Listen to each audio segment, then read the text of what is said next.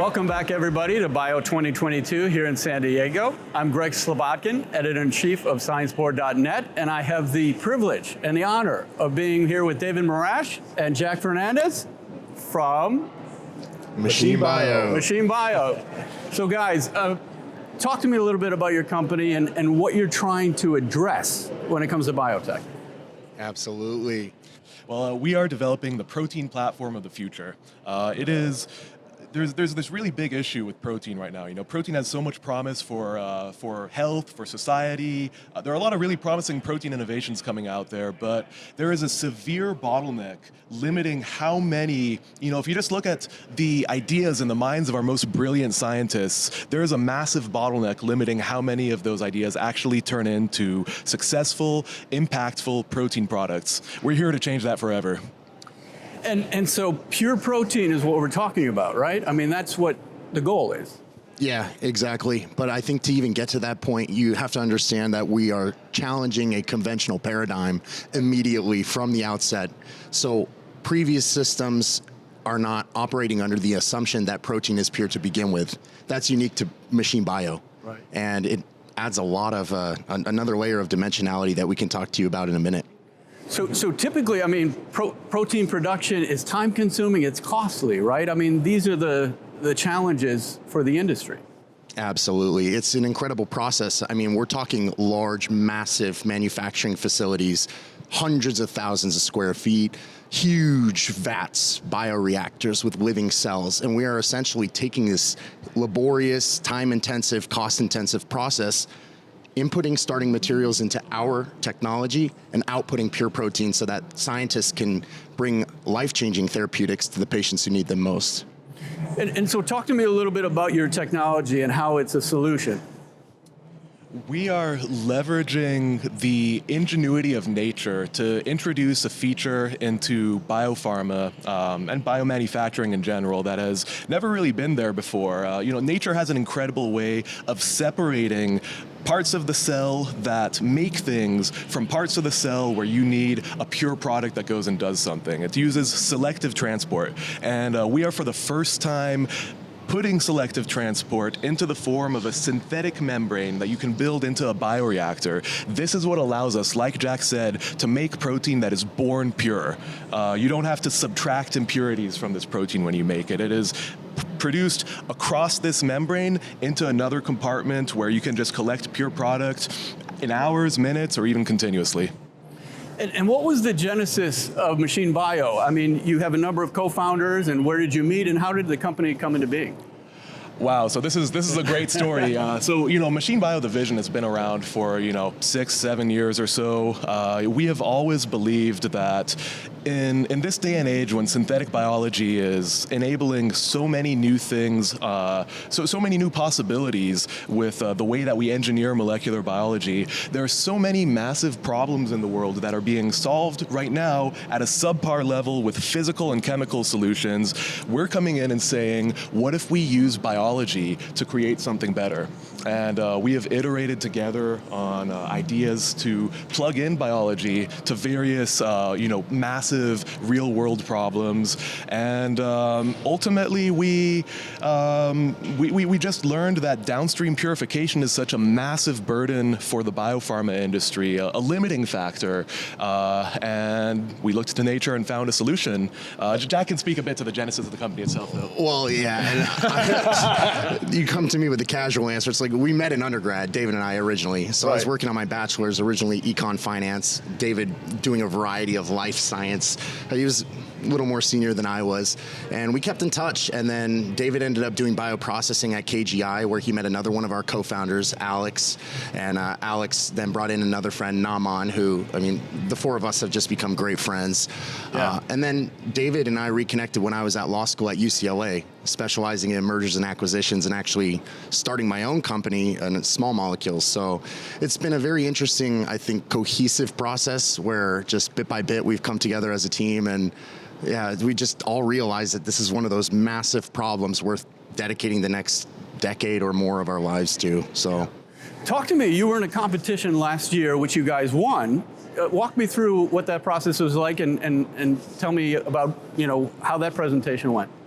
Yeah, well, when we first learned about BioTools Innovator, we were very excited because we're not just a life sciences company, we're a life sciences tools company, and we're a niche. It's a niche, and there aren't that many places to go to learn about how to grow as a life sciences tool company. So when we learned about BioTools Innovator, that was incredible, and we learned a lot in the program. Had great mentors, had incredible other cohort members who we're still great friends with today.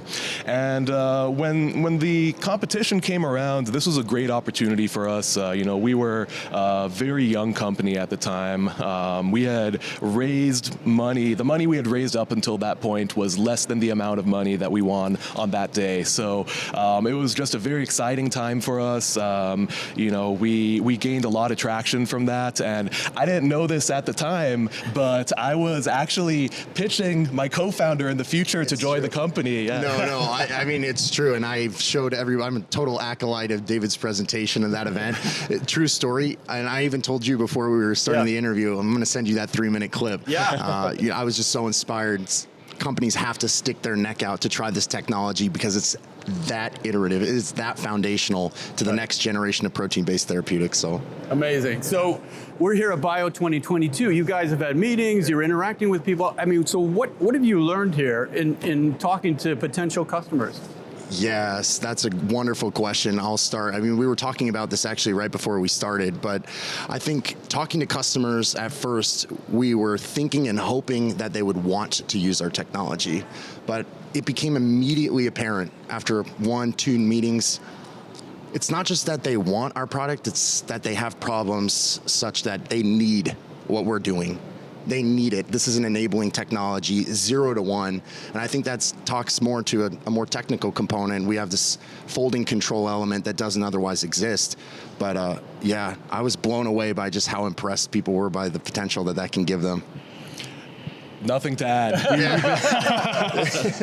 Let me ask you this. In your discussions with folks here at Bio, were there any new applications or ways of using your technology that you didn't think about previously? Yeah. Even this morning, right? I mean, we met with a customer this morning who flew all the way from Japan working with interleukins, and we didn't quite understand how far our technology could push the frontiers of certain applications. Because, I mean, we're focused on this foundational technology we're building. The applications are kind of expanding before our very eyes. But David, do you have a more granular answer?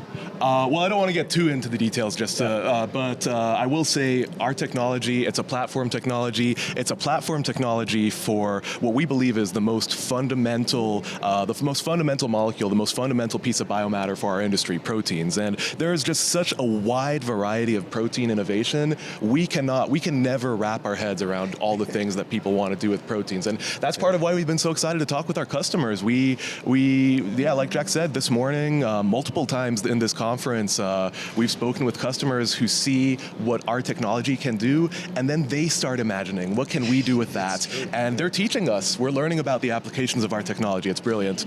That's amazing. I mean, that's the purpose of this conference, Let me ask you this as a final question. I mean, what is the big takeaway for both of you from this conference? Is there one thing, one overriding theme or idea that you've latched onto since you've been here?